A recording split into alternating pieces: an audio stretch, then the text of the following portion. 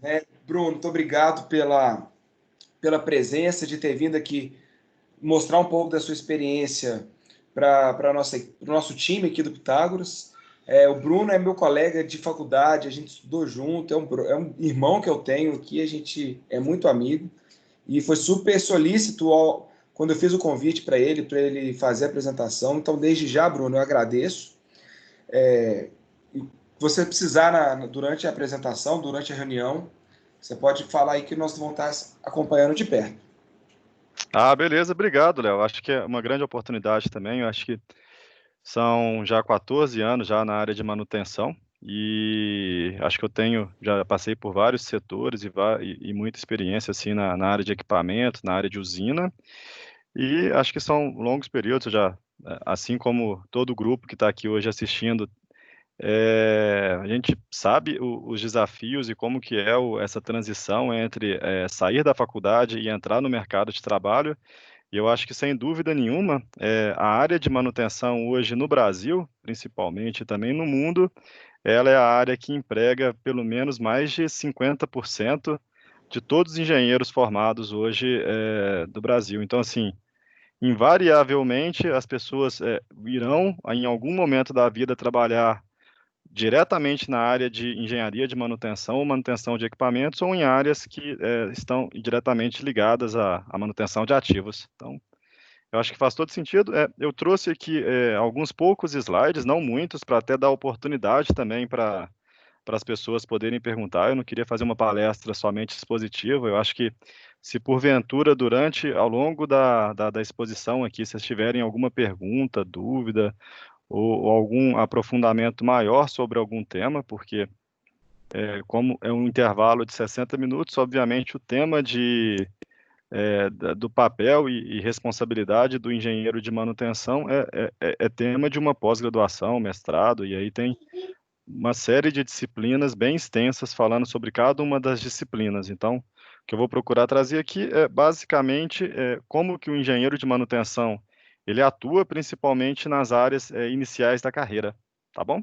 E aí fiquem à vontade em comentar, perguntar, e eu vou tentar, na medida do possível, tentar esclarecer os pontos que vocês colocarem para mim, tá? Beleza.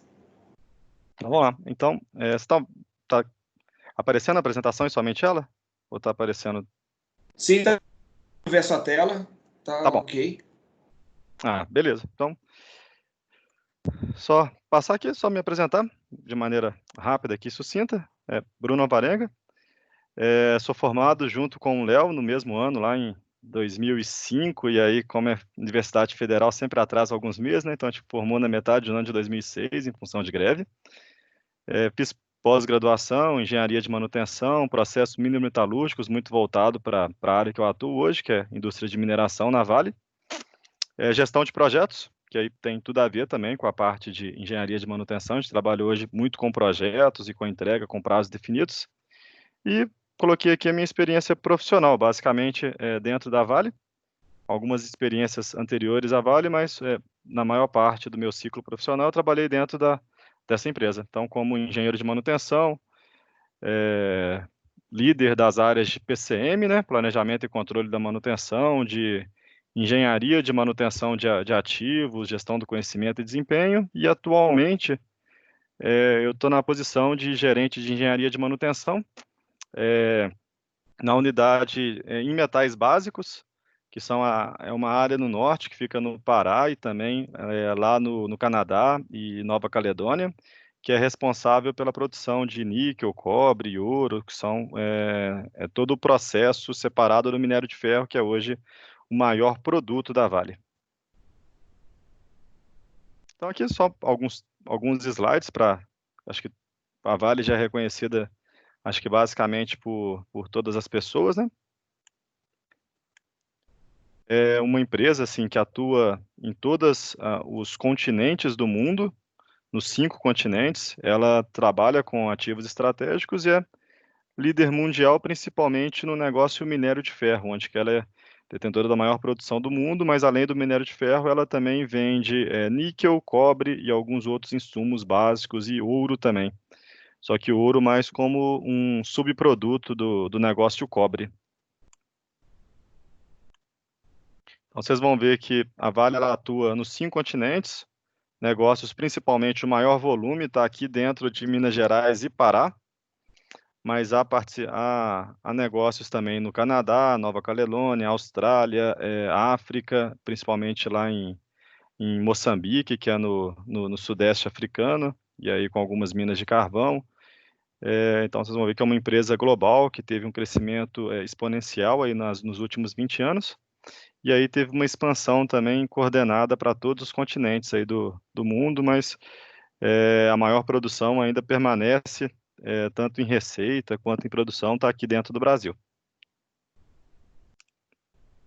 E aqui, já que a gente está falando do tema manutenção, né?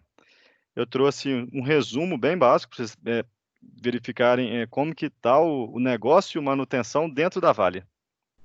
Então, hoje, dentro da Vale, somente atuando no negócio manutenção de ativos, são 26 mil pessoas, sendo que a maior parte dessas pessoas são pessoas ligadas diretamente à execução, e aí há um contingente expressivo também nas áreas de planejamento, de manutenção e engenharia de manutenção. Usuários do sistema, a gente utiliza um sistema SAP, né, que é o nosso sistema de controle. São 6.500 usuários do SAP, 4.500 utilizando o que a gente chama lá de tecnologia mobile, que são os coletores de dados. Para as pessoas que executam, elas conseguem apontar os próprios dados de falha, os dados que eles executam diretamente no sistema mobile. São 10 mil ordens de manutenção por dia gerados pela Vale, ou seja, para cada defeito, falha, problema identificado nos equipamentos, ele abre uma ordem de manutenção, e aí são geradas em torno de 10 mil ordens por dia na Vale, o que dá aí pelo menos 300 mil ordens de manutenção mês, 3 milhões e 600 mil ordens de manutenção ano. Então é um volume expressivo e por isso tem esse consumo também expressivo de 26 mil colaboradores para conseguirem dar vazão nesse volume de ordens de manutenção. E em números, o negócio manutenção, e aí eu chamo a atenção porque ele pode ser caracterizado como um negócio também, ele, por ano, ele consome 2,3 bilhões de dólares de orçamento. Isso somente com a alocação de materiais, serviços e mão de obra. Então, assim, se a gente olhar hoje dentro do mercado brasileiro, quantas são as empresas que conseguem ter um faturamento na ordem de 2,3 bi de dólares? E aqui a gente está falando de um gasto em custeio, mais algum gasto em investimento para substituição de ativo. Isso aqui é só custeio. A gente tem quantas são as empresas que conseguem gerar um faturamento de 2,3 bilhões de dólares?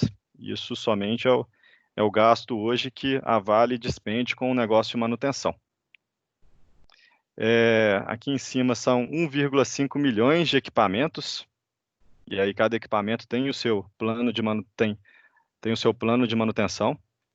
250 mil planos de manutenção ativos hoje dentro do sistema nosso, que é o SAP, e 5,3 milhões de pontos de monitoramento.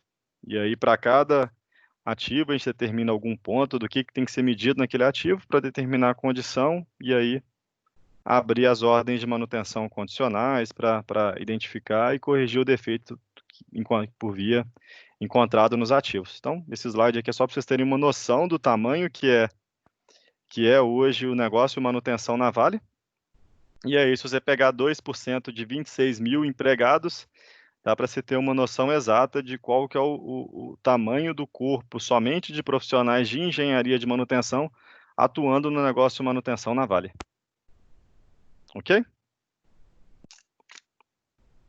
Então, falando um pouco sobre o papel do engenheiro de manutenção na Vale, o engenheiro hoje ele é responsável por todo o processo, desde a aquisição dos ativos, e aí a gente, como engenharia de manutenção, há uma área de controle inicial que determina qual o melhor ativo a ser comprado em função de análise de confiabilidade, melhor custo e melhor retorno para o negócio, define todos os planos de manutenção para aquele ativo, faz o monitoramento de como que está a performance desse ativo ao longo do ciclo de todo o processo dele, e também faz parte do escopo fazer a análise de custos ao final do descarte do ativo, para verificar como é que foi a performance dele ao longo do ciclo, se foi a melhor escolha ter comprado aquele equipamento para a empresa, e aí já definindo as novas compras. Então, desde o processo da especificação do ativo, a compra, montagem, verificação de desempenho e organização do processo,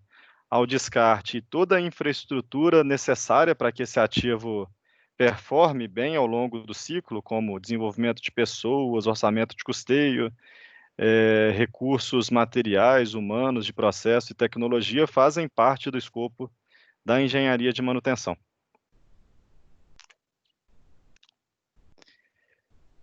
Aqui, acho que, sendo bem sucinto também, basicamente, se fosse colocar todo o conceito de engenharia de manutenção, eu acho que daria para trazer também muito o conceito de falha, essa curva probabilidade de falha.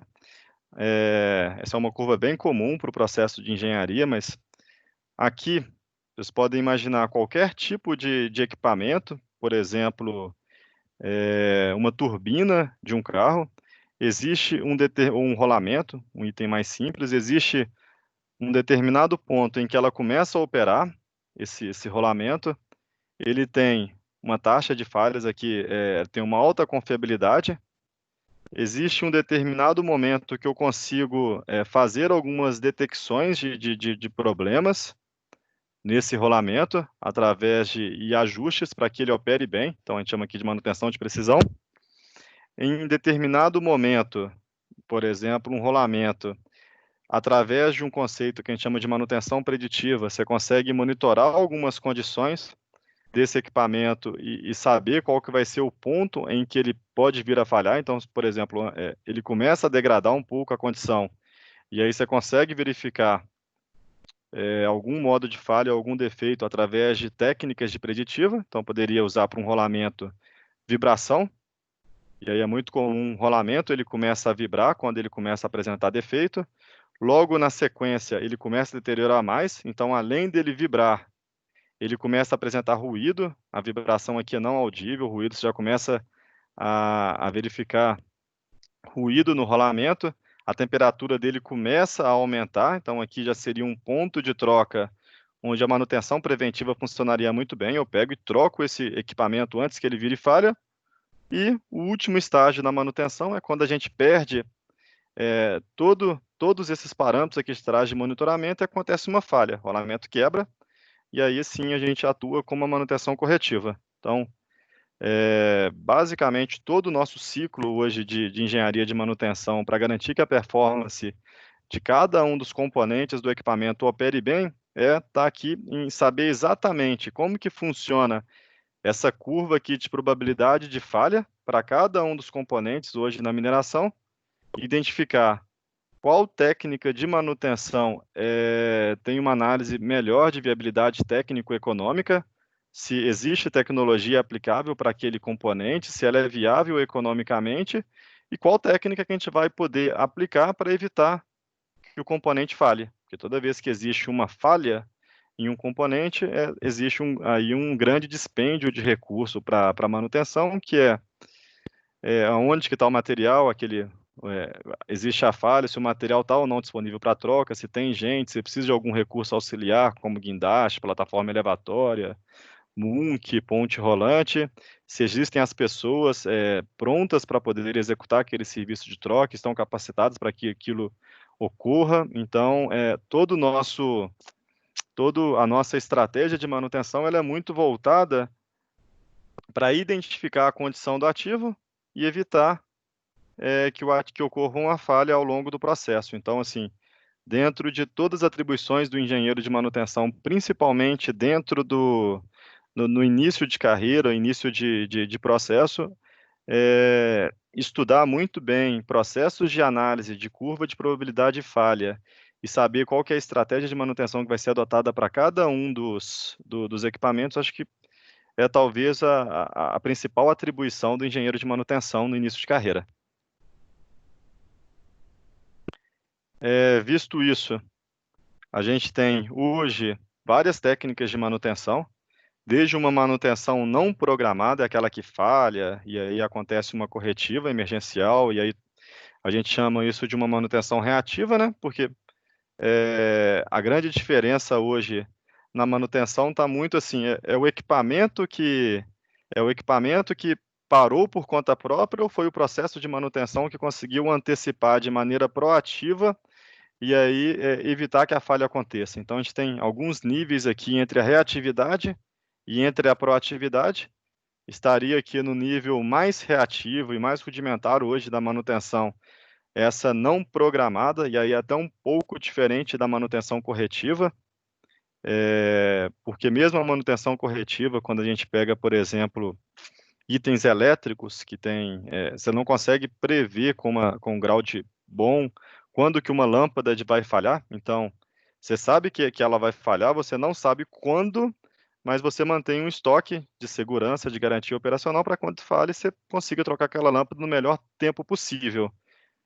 Quando a gente coloca aqui uma manutenção não programada, é aquela manutenção que não existe uma estratégia por trás. Ele falha e sai todo mundo igual aquele futebol, quando eu era aquele futebol mais novo, defesa no ataque, defesa no bololô e ataque na correria, né? Fica todo mundo doido procurando qual a maneira mais rápida de repor, colocar o equipamento de volta à operação, mas pega todo mundo desprevenido durante esse processo.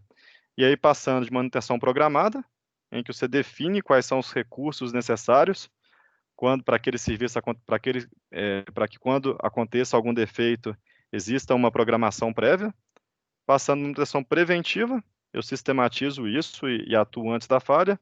A detecção antecipada de defeitos através de técnicas de vibração, ultrassom, termografia, e aqui o que a gente chama de RCM, que são os estudos de confiabilidade. Eu utilizo técnicas estatísticas e através dessas técnicas estatísticas eu tento prever qual que é a probabilidade de falha e qual que é o tempo ótimo de reposição das peças, antecipando até mesmo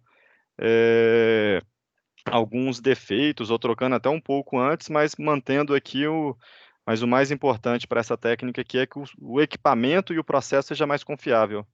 E aí leva em consideração uma visão mais holística, assim, de garantir que o sistema tenha confiabilidade e capabilidade.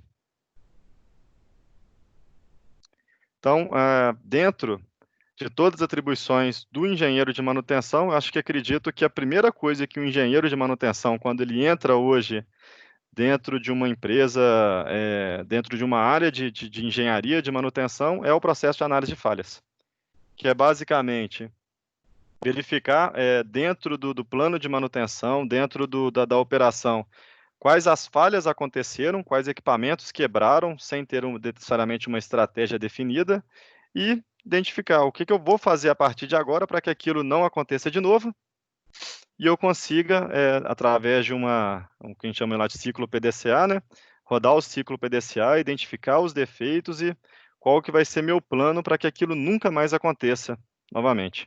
Então, análise de falha seria, assim, o primeiro grande área de atuação do engenheiro quando começa, e até mesmo vários anos depois, em identificação de defeitos, para conseguir colocar resultados sustentáveis e garantir que a operação seja realmente confiável.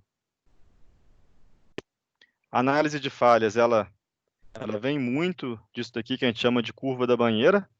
Essa aqui é uma das curvas de probabilidade de falha, mas tem várias outras. Para cada tipo de equipamento existe uma curva de falha. Essa aqui é a mais comum, porque refere-se a equipamentos que sofrem desgaste. Então, se você pegar qualquer componente, um motor diesel, por exemplo, que é muito aplicável aqui nos caminhões, existe uma probabilidade aqui, quanto mais alto, maior a probabilidade de falha, e aqui uma probabilidade de falha mais baixa. Então, um motor diesel, ele pode falhar no início da operação, que a gente chama aqui de falha prematura, por defeito de material, falha de montagem. Se ele não falhar logo no início de operação, você tem uma taxa de falha constante. Quando ele vai chegando ao final da vida útil esperada dele, a probabilidade dele falhar é maior, ela vai aumentando até virar uma exponencial, e aí sim você tem uma falha do componente. Então, essa aqui é basicamente o modelo de falha para todos os equipamentos aí que sofrem em desgaste, boa parte dos componentes mecânicos. Então, essa curva que todo mundo trabalha, que ela está muito parecida também com aquela curva primeira que eu mostrei de probabilidade de falha. A identificação desse momento aqui de falha talvez é um dos principais atribuições do engenheiro de manutenção, e também podem acontecer falhas ao longo desse processo. Ele falha antes da vida esperada. Eu previ que um motor ia durar 20 mil horas trabalhadas, ele falha com 10. E aí o processo de análise de falha para identificar onde que nós erramos, para que aquilo não aconteça novamente, faz parte do escopo do engenheiro de manutenção. E aí, é aquela velha curva lá, a velha ponta do iceberg. O que a gente vê hoje são falhas de componentes e equipamentos, mas por trás disso tudo, a gente tem, acho que não é diferente para as outras empresas, e na Vale também é assim, você tem problemas ligados a vazamento, trinca, montagem mal executada, falta de treinamento do pessoal de manutenção, que aí você especifica claramente qual que é o torque, como é que tem que ser feita aquela montagem, mas nem sempre as pessoas executam conforme tal projeto, porque tem problemas de capacitação, problemas de conhecimento e habilidade, e aí você tem o que nós vemos, né, que aquele rolamento falhou, e o que está por trás daquela falha daquele rolamento, que são inúmeras falhas de processo, e aí a metodologia de análise de falha visa exatamente identificar, através dessa parte visível que é a falha, identificar aonde dentro do processo aconteceu o problema, e aí corrigir esse processo para que aquilo não ocorra novamente. Algumas verdades, né? Esse Ishikawa, né? Acho que também tem uma contribuição grande na área de qualidade. Ele fala que 85% dos problemas existentes, eles podem ser solucionados através de ferramentas de qualidade. E aqui, todas as ferramentas, acho que vocês já viram aí ao longo da faculdade, ou na rotina de trabalho de vocês, as ferramentas que existem para os processos de qualidade, para os processos de produção, para os processos de industriais, são exatamente as mesmas ferramentas que a gente utiliza para poder fazer análise de falha. Então, a gente utiliza Ishikawa, matriz 5W2H, que é para elaboração de plano de ação, diagramas de Pareto, histograma, carta de controle, exatamente as mesmas ferramentas utilizadas na qualidade são exatamente as mesmas que a gente utiliza para elaborar a nossa análise de falha. Aqui uma análise de falha simples. Isso aqui é uma combinação que a gente chama de uma árvore de eventos, em que você utiliza uma ferramenta de qualidade chamada de 5 porquês, e aí para cada porquê você vai aprofundando até definir quais são as causas físicas, humanas e de sistema que levaram aquele componente a falhar. Aqui, por exemplo, um superaquecimento de um caminhão. Isso aqui é um exemplo real. Então, teve um superaquecimento de um caminhão basculante.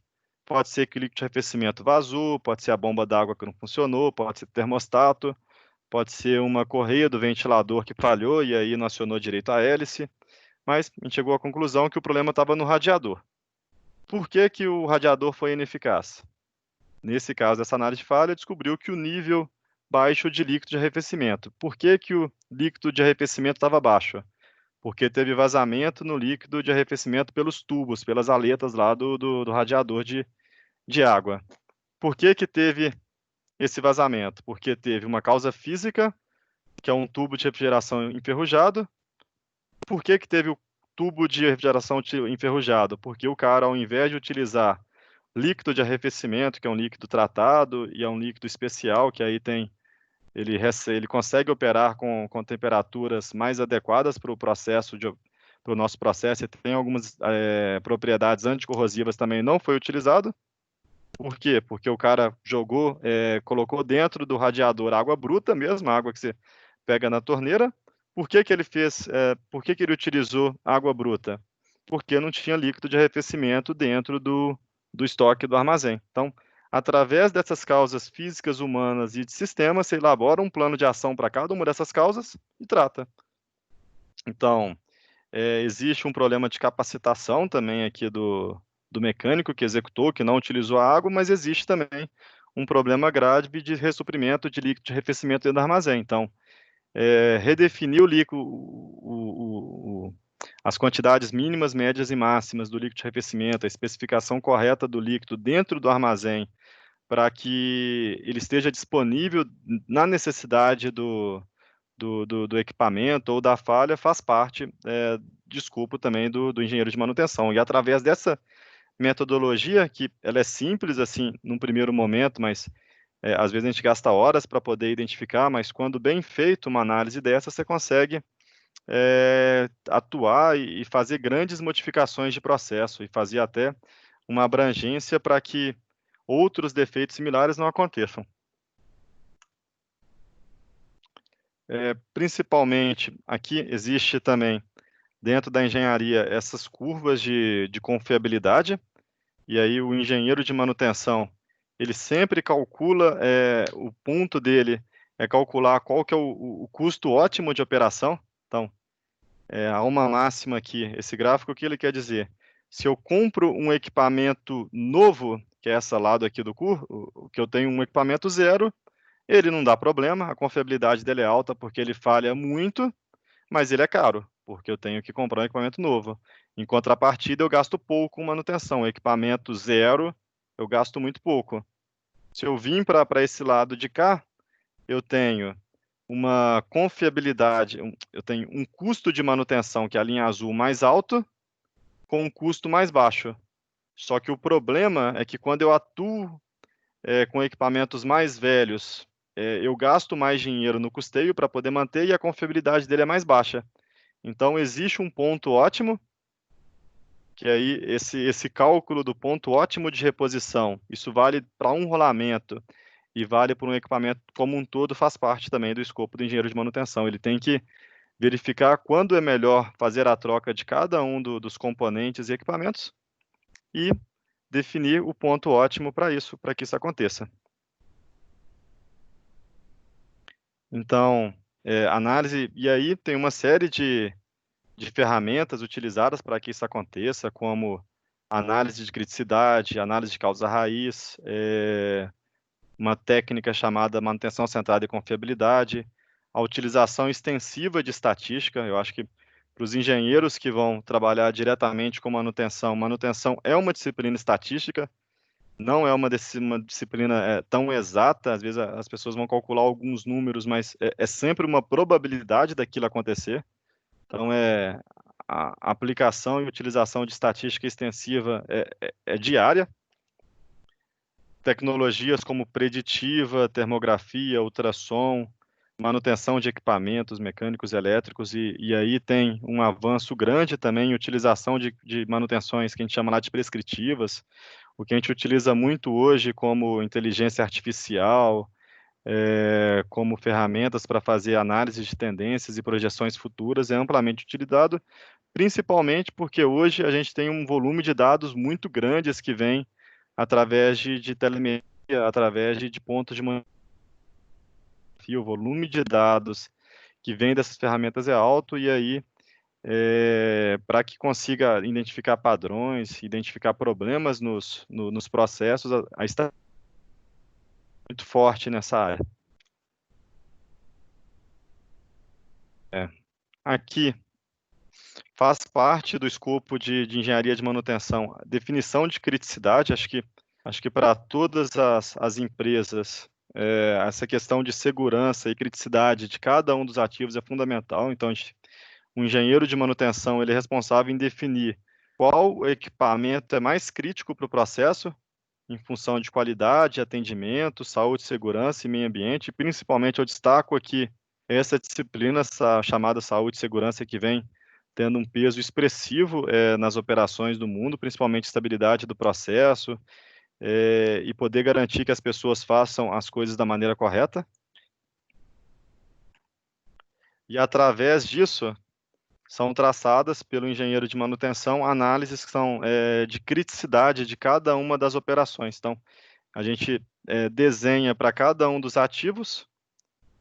Aqui o que está em vermelho são os equipamentos mais críticos, e aí tem que ter um foco mais significativo do engenheiro de manutenção para os equipamentos menos críticos do processo. Como vocês viram lá atrás, a quantidade de equipamentos é muito alta, então tem que ter uma priorização para que as análises de engenharia, definição de planos de manutenção, definição de estratégia siga uma ordem de priorização para ganhar em velocidade e também ganhar em eficácia dentro do processo.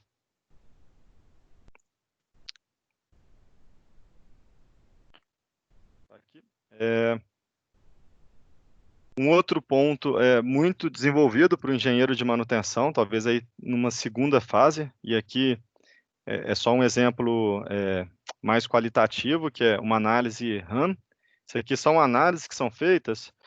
O que o engenheiro de manutenção ele pega? Ele desdoça cada bloquinho desse verde é um equipamento, um transportador de correia, um moinho, um britador, são equipamentos mais típicos da mineração. Ele pega toda uma usina, transforma isso num diagrama de blocos, e aí para cada um desses blocos ele calcula qual que é a probabilidade desse bloco falhar, qual que é a confiabilidade daquele equipamento, e através desses estudos chamados de análise RAM, confiabilidade, disponibilidade e mantenabilidade, ele calcula a probabilidade, qual que é o melhor plano de manutenção e algumas vezes ele também define o que a gente chama de redundância. Às vezes, quando ele acha um gargalo, que seria, por exemplo, um ponto do processo que é um elo mais frágil, ele define também mudanças de projeto para fazer com que esse sistema como um todo seja mais confiável. Então, identificação de gargalos, cálculos estatísticos, identificação de melhores processos também faz parte do escopo. E por fim, ali são o que eu trouxe lá por trás, são as principais ferramentas hoje adotadas pela engenharia de manutenção, e aí o engenheiro de manutenção, principalmente no início de trabalho, ele é muito focado em disciplinas de elaboração de planos de manutenção e realizar análises de falha, com elaboração de ponto ótimos de reposição, mas também fazem parte todas essas disciplinas aqui de baixo. Então, planejamento e controle de manutenção. Há engenheiros que trabalham sobretudo na área de planejamento, que é definir o melhor planejamento das atividades, como que eu vou fazer a intervenção em cada um dos ativos, o melhor momento, como é que eu faço aquilo de maneira mais produtiva. Implantação de procedimentos e políticas, as melhores práticas do mercado. Ele tem responsabilidade de fazer benchmark no mercado, identificar o que está sendo feito de melhor nas outras unidades da empresa e mesmo nas outras unidades do mercado de trabalho e trazer isso para dentro dos processos. Isso é uma atribuição dele, e aí ele desenvolver qual que é a melhor maneira ou método de executar a troca de um motor diesel, executar uma regulagem de algum equipamento, técnicas voltadas à manutenção centrada em confiabilidade. Aqui é uma disciplina muito voltada para a estatística, então é a utilização de técnicas de estatística para definir qual equipamento é mais confiável, se eu tenho que colocar um equipamento a mais para suprir uma baixa confiabilidade de alguma linha dentro do processo. Então ele utiliza isso muito através de manutenção centrada na confiabilidade. Definição de estoques, então ele define o que deve ficar dentro do estoque para quando acontecer uma falha, aquele item ele está disponível dentro naquele momento, naquela hora e naquele segundo. E obviamente nenhuma empresa é rica e pode ter um estoque infinito, né? Porque se você quer ter um risco mínimo, o custo é máximo. Essa máxima ela é antiga. Para risco mínimo, o custo vai ao infinito. Então, para você garantir que quando aquele equipamento ou componente falhar, exista ali um item para ser feito a manutenção naquele segundo, existem técnicas estatísticas para definir quais são os volumes mínimos, máximos de estoque, de maneira que, pelo menos em um percentual das vezes, a gente define em torno de 85% das vezes que aconteceu uma falha, aquele material está disponível no momento da falha. Se eu quiser, e aí esse número, à medida que ele vai passando de 85, 90, 95%, essa curva ela não é linear, ela é quase que exponencial. E aí o custo do estoque ele passa a ser muito elevado. Então, calcular quais são os materiais vão ficar em estoque e qual a quantidade vai ficar em estoque faz parte também do escopo. Gestão de custos de manutenção, controle de financeiro e dinheiro.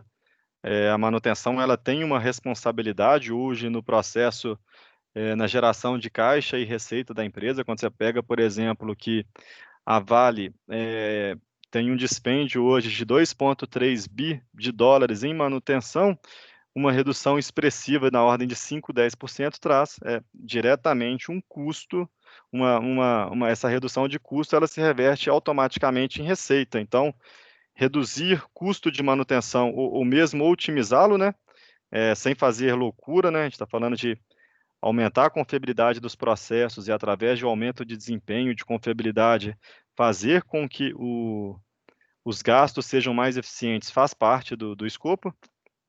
Gestão de frotas, qual que é o melhor modelo de equipamento a ser utilizado, qual que é o melhor fornecedor, o mais confiável, o mais aplicável para aquele determinado processo e sistema. Gestão de projetos em manutenção, disciplina muito utilizada, a gente trabalha muito com melhorias, modificações e projetos para poder melhorar a condição estrutural, a condição do equipamento. Engenharia de qualidade, principalmente em análise de falhas, que eu mostrei lá atrás. Saúde, segurança, meio ambiente, eu acho que as 3 disciplinas, dando um exemplo prático, a gente trabalha muito com melhoria ergonômica das condições operacionais. Quando a gente pega um caminhão, ele tem um problema tanto em qual o melhor banco para melhorar ergonomicamente para o operador, porque existe uma condição em que, se o banco não estiver muito adequado ao longo de várias horas de operação, pode sobrecarregar a coluna dele, assim como também níveis de ruído e vibração dentro, a normas e leis rígidas, colocando valores máximos para ruído, vibração, poeira e condição ergonômica dos equipamentos. Então, o engenheiro ele faz, ele monitora, verifica quais são os valores e reprojeta quando necessário para melhorar a condição, principalmente das pessoas que estão atuando nos processos. Ele trabalha através de indicadores de manutenção e softwares de gestão, e aí, se pegar hoje somente dentro de um procedimento da Vale, de indicadores de manutenção, hoje a gente tem mais de 150 indicadores diferentes. Obviamente, é impossível operar com 150 indicadores diferentes, mas a gente faz uma redução, a gente opera na casa aí de 10 indicadores diferentes de processos de manutenção, até por meio de priorização, porque senão você não consegue fazer uma gestão adequada de um universo tão grande. Mas é só para vocês terem uma noção de como que a disciplina manutenção ela é desenvolvida e tem um volume expressivo de indicadores e monitoramento de performance. Gestão de processos, há desenhos de processos, de como que a estrutura deve funcionar. Gestão de pessoas, o engenheiro de manutenção em informações, ele por vias, ele começa a carreira principalmente na área técnica, e eu acho que isso é fundamental, porque a construção de raízes em uma infraestrutura adequada para que comece bem a carreira, acho que ela é fundamental. Primeiro o cara tem que ir para campo, conhecer os equipamentos, fazer análise de falha, calcular planos de manutenção, e tendo isso muito bem fundamentado, o próximo passo para aquelas pessoas que almejam e gostem de fazer gestão de pessoas, também assumir posições de liderança, posições de gestão de equipes, e aí conseguir traduzir, fazer com que a equipe traga bons resultados para o processo. Mais funções, otimizar a estrutura da organização de manutenção, análise das falhas crônicas dos equipamentos, processos de análise de falha para identificação de problemas e propor soluções alternativas para que não voltem a acontecer. Estimativa de custos de manutenção e avaliação de alternativas. Previsão de necessidade de peças sobressalentes, quanto de peças sobressalentes eu vou precisar para cada um dos ativos. Avaliação de necessidade de renovação de ativos, quando que eu vou ter que substituir e colocar um equipamento novo no lugar, porque às vezes manter um equipamento antigo fica mais caro do que eu comprar um novo. Eu compro um carro zero, eu gasto pouco dinheiro, só que aí eu tenho que gastar um volume expressivo de dinheiro. E existe um ponto ótimo em que é melhor eu gastar muito dinheiro com o carro zero e colocar, em contrapartida, receber custos menores de manutenção do que continuar mantendo um carro antigo. Aplicação de princípios de planejamento e gestão de projetos, já foi falado. Avaliação das necessidades em termos de materiais e mão de obra para uma manutenção mais eficaz. Qualificação técnica dos profissionais. O engenheiro de manutenção, eu costumo falar para a minha equipe que o engenheiro de manutenção hoje, dentro da manutenção de equipamentos, ele é também a referência técnica do processo. Então, você tem um quadro nas áreas de execução, que é bem segmentado, mecânicos, eletricistas, soldadores, técnicos de manutenção, e existe o engenheiro de manutenção. Então, o engenheiro de manutenção, ele hoje, na disciplina técnica, ele é o cargo mais alto em termos de conhecimento. Então, faz parte da atribuição dele qualificar e treinar e garantir que toda a equipe de execução esteja apta para poder executar as atividades. E se não está, ele é responsável por definir qual que é o currículo que aquela pessoa deve passar de conhecimento e também cuidar da capacitação daquele profissional.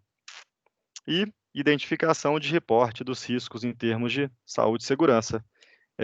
Há uma interconexão assim, muito forte entre a engenharia de segurança e a engenharia de manutenção para tornar os processos mais seguros, produtivos e ganhar em qualidade também de execução e evitar retrabalho.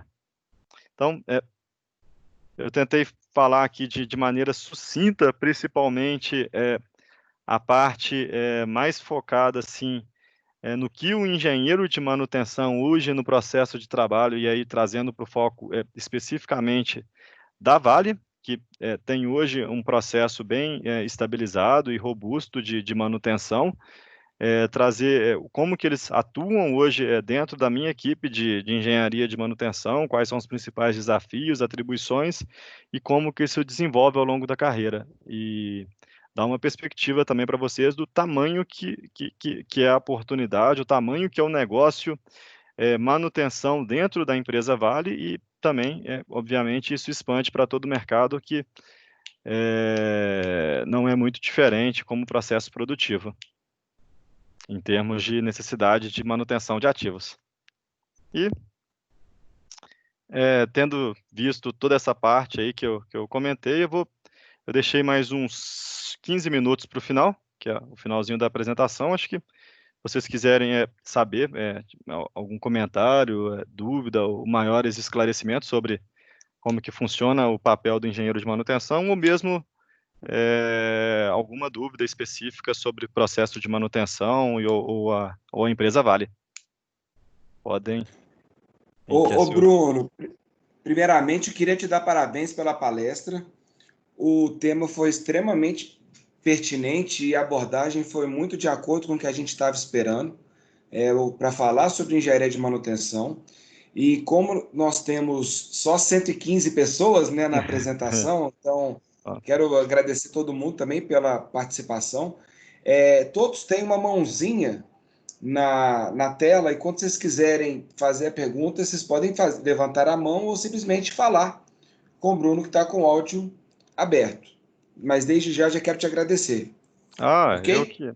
Eu que agradeço. Acho que a gente tem mais como obrigação, acho que a gente formou há alguns anos, a gente tem uma como contribuição também poder ajudar as pessoas, ajudar os novos profissionais e contribuir também para o Brasil como um todo, né? Porque a gente tem hoje uma atribuição também, um dever de poder retribuir tudo aquilo que a sociedade, a faculdade nos deu de conhecimento e poder fazer com que colocar esse conhecimento também para as demais pessoas. Acho que essa contribuição ela é também uma retribuição de tudo aquilo que a gente aprendeu ao longo da carreira, né?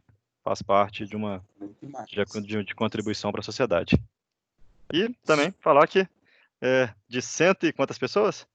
115. Vou falar que pelo menos umas 70 ou 80, logo no início da carreira, vão ter a oportunidade de trabalhar na área de manutenção, sem dúvida nenhuma. O único em um dos últimos levantamentos, eu não sei se permanece ainda, eu lembro que algo em torno de 70% das pessoas trabalham com manutenção. Nó. Recém-formados. Então, vocês vão trabalhar com manutenção, ou logo no início ou na sequência, ou durante a carreira, mas que vocês vão trabalhar com manutenção. Então, às vezes a gente passa por uma cadeira única assim durante a faculdade de manutenção e não percebe o tamanho do peso que é a disciplina de engenharia de manutenção dentro do processo. Isso A aí. Flávia? Flávio da Flávia, Silva Sena? Pode perguntar, Flávio. Ô Bruno, boa noite. boa Você noite. está falando aí que a maioria vai trabalhar nessa área, né, de manutenção. Aí eu queria saber se encaixa também na minha área, né, porque eu sou da produção, na verdade. Não, nem da mecânica, nem da elétrica, eu sou da engenharia de produção, se também tem espaço para a gente aí. Claro. Quando a gente fala em disciplinas de engenharia de manutenção, ele aborda para todas as engenharias, produção, mecânica, elétrica, materiais, metalúrgica. Acho que todos têm oportunidade e o engenheiro de produção especificamente, ele atua muito em construção de processos, em identificação de gargalos e utilização de estatística. O conhecimento em mecânica elétrica, ele é uma fundação para poder descobrir falhas de processo, mas a engenharia de manutenção ela atua principalmente em como fazer com que o processo seja mais robusto, eficiente, sustentável e ele seja mais robusto mesmo. Então, o conhecimento prévio em cadeiras de engenharia, ele serve de insumo, mas ele não é o processo de engenharia de manutenção, a engenharia de manutenção ela é ampla para várias disciplinas. É um desenvolvimento de análise e solução de problemas, principalmente em metodologias com utilização de pensamento sistêmico, sabe? Então, pré-requisito é conseguir entender o todo e, através desse entendimento do todo, poder propor soluções de como melhorar o processo. Então, Entendi. Obrigado. beleza? Bacana. O Bruno, boa noite. Boa noite. Também tenho uma dúvida com relação com esse desenvolvimento tecnológico, né? Assim, como a Vale ela é uma empresa muito grande, a gente tem que estar tendo a necessidade de estar aprendendo sempre mais, porque com esse desenvolvimento, com esse novo desenvolvimento de tecnologias, com essa terceira revolução industrial, você acha que cresce muito a parte de cada vez estarmos nos especializando mais para poder estar atendendo a necessidade? Boa noite, Gabriel. Sim, claro. Eu, por exemplo, no meu caso, eu sempre estou estudando disciplinas pós-graduação, disciplinas específicas na área de engenharia. Acho que a área de manutenção é um desenvolvimento constante. E principalmente agora que o volume de conhecimento, de informações que vem dos equipamentos, ele está crescendo num volume expressivo. Só para vocês terem assim uma ideia, às vezes quando há uma falha em algum equipamento, a gente tem módulos dentro dos equipamentos. Vou dar o exemplo de uma carregadeira fora de estrada que faz o processo de carregamento de caminhões de minério. Em 30 minutos a gente coloca, às vezes, para gravar dados dessa carregadeira, em 30 minutos de gravação de dados, ela gera 1,5 teras de dados. Então, o volume de informação que é buscado e a tratativa é imensa. Então, assim, se não tiver uma formação muito boa em estatística, identificação de padrões e, sobretudo, na parte de ferramentas de inteligência artificial e o restante para poder dar velocidade na identificação e na tratativa desses dados, você não consegue sair do lugar, né? Como é que você trata um banco de dados de 1 tera, 2 teras, se não tiver um desenvolvimento muito forte em tecnologia também? Aqui, desculpa, eu me perdi aqui. O Sim, que é que verdade, gera 1 interessante. tera de dados que eu não entendi? Nas carregadeiras a gente tem CLPs que armazenam dados de falha. Então, a gente coloca para gerar todos os dados que vêm do equipamento, como temperatura segundo a segundo do motor, pressão de Sim, turbina. perfeitamente. Isso. Mas esses 1 tera, eles são gerados de quanto em quanto tempo? Isso de um dia de trabalho já gera essa massa toda de dados? Dependendo, é questão de eu falei em torno de 45 minutos. Uau! Obviamente a gente não coloca para gerar todos os dados o tempo todo. Quando existe uma análise de falha, que a gente tem alguma dúvida sobre o que está acontecendo e não consegue identificar qual que é o padrão, a gente pede para gerar todos os dados ao mesmo tempo. Entendeu? E aí coloca uma granometria Entendi. de geração de 1 em 1 segundo, aí o volume fica muito grande. E aí Entendi, a gente mas tem uma é dado dificuldade pra como é. caramba, cara. Tem que ter um Big Data aí cabuloso, hein? Então, e senão você não faz nada. Você vai colocar isso no Excel? O Excel Não, nem deu, tem você jeito nem não, abre ué. seu computador mais, velho. Acabou, velho. Você joga o computador fora. O Excel vai travar e acabou Ah, a sua não, tá análise. doido aí. Tem que ter um Big É, Data aí, né? No mínimo um cluster. a gente trabalha muito com alguns data lakes também, para Big Data, Data Lake, e alguns bancos de dados mais robustos e processadores também, né? Porque senão você não faz nada. E Eles essa é a nossa utilizam realidade. muito o sistema de clustering, né? Que é vários computadores trabalhando ao mesmo tempo. É, perfeito. Isso é importantíssimo, senão você simplesmente não faz nada, você fica parado lá olhando seu computador superaquecendo, né? Aí você passa, aí a máquina você não resolve, você não acha o defeito da máquina e você ainda coloca um defeito no seu equipamento que não aguenta trabalhar. Bacana. Felipe, você quer fazer uma pergunta? Sim. Pode falar. Boa noite, Leonardo. Boa noite, Bruno. Boa noite. Boa noite, pessoal. Eu queria saber do Bruno como que ele enxerga dentro da Vale o VPS aliado à engenharia de manutenção. Ah, tá. Você já é você é da Vale já, né? Felipe? Sim, eu faço estágio lá. Ah, já sabe essa.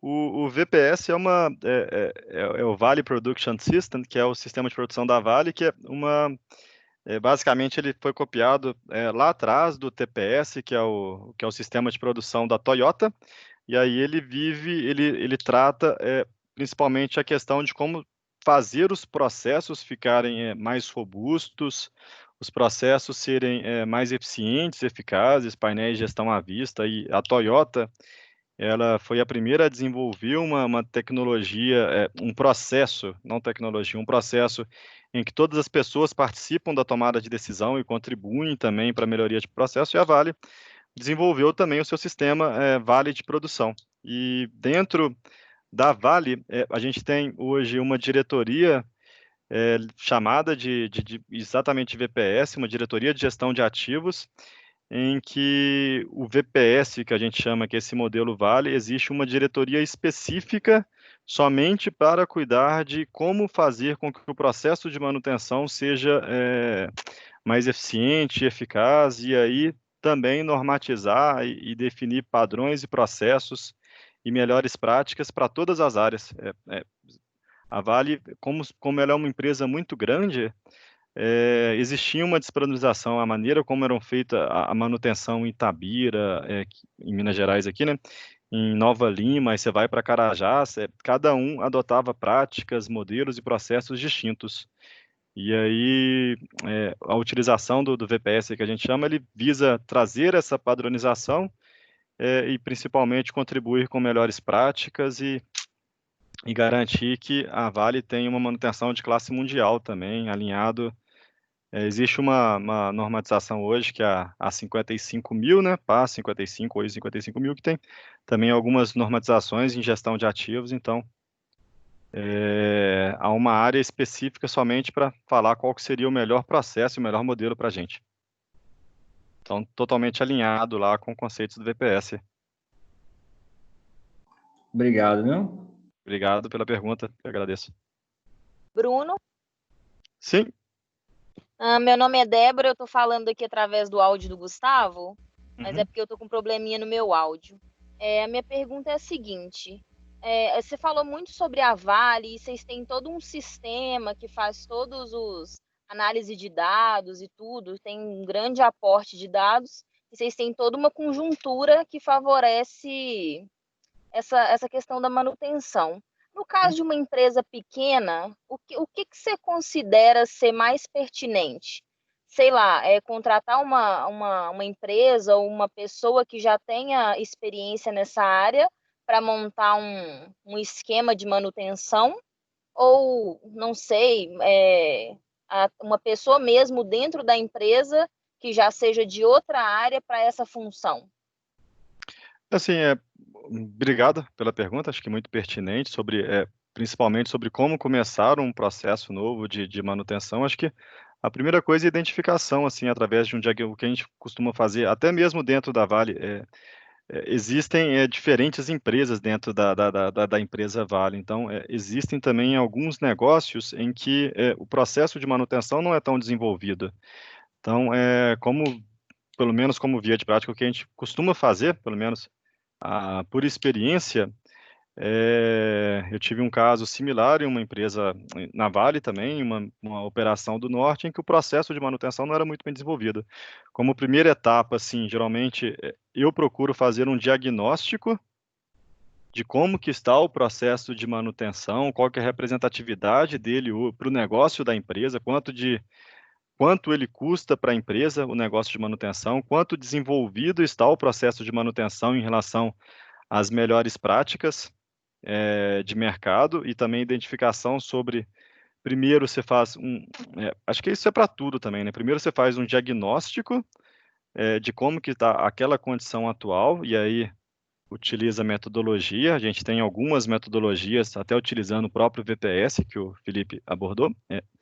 Mas, e logo na sequência tem que definir também aonde que você quer chegar. Até que ponto eu quero chegar, eu quero fazer, qual que é meu objetivo? Eu quero que a manutenção fique mais barata? Eu quero reduzir o custo? Eu quero aumentar a disponibilidade física dos equipamentos? Eu quero deixar os equipamentos mais confiáveis? E aí você tem que ter um objetivo no final, entendeu? E a partir desse objetivo, você vai traçar, por exemplo, como que você vai fazer para conseguir alcançar aquele objetivo. Então, são passos.